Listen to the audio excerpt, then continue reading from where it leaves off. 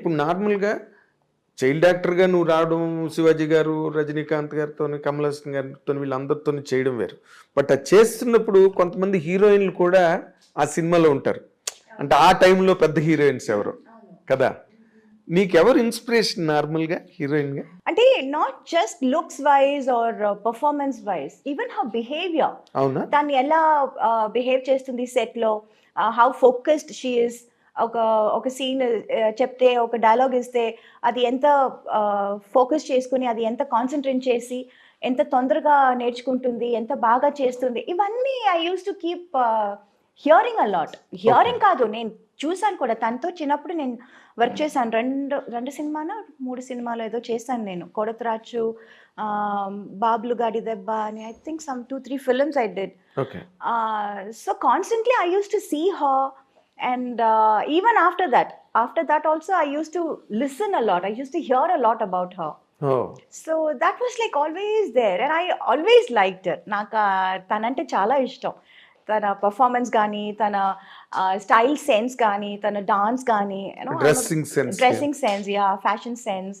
So I always very fond of Sridevi గారు. Very disciplined artist కదా! Yes. Very disciplined. Yes. చాలా అంటే ఇందాక నువ్వు అన్నట్టుగా వెరీ ఫోకస్డ్ Yes. తన వర్క్ మీద. Yeah. సెట్ లో వాళ్ళతో వీళ్ళతో చిట్ చాటింగ్లు గట్ట తెలియవు లేదు. ఆవిడకి అసలు. Yeah. I remember. When I was a heroine, I used to sit and ఇది చెప్పాలా అని చెప్పచ్చు తెలియట్లేదు. మా ఇవాళ రేపు అన్ని everything is open. Everything is open. I used to sit and read comic books okay. because that was my age. Yes. 14, 15 లో. Then slowly they said, comics నుంచి you should start నావెల్స్ చదవాలి అని చెప్పి, అప్పటి నుంచి తర్వాత ఎనిట్ బ్లైటన్ Enid Blyton. కొంచెం ఎదిగాను. ఆ తర్వాత మళ్ళీ ఇంకొంచెం ఎదిగాను. What's that name, Sidney Sheldon, Sydney John Grisham. So people used to like recommend, ఇది Yes. చదువు, అది చదువు అని they used to say. So from comics to Grisham. yeah, I used to. Then I used to అన్ని చదువుతాను. తమిళ్ చదువుతాను, English, mostly it's English novels. English.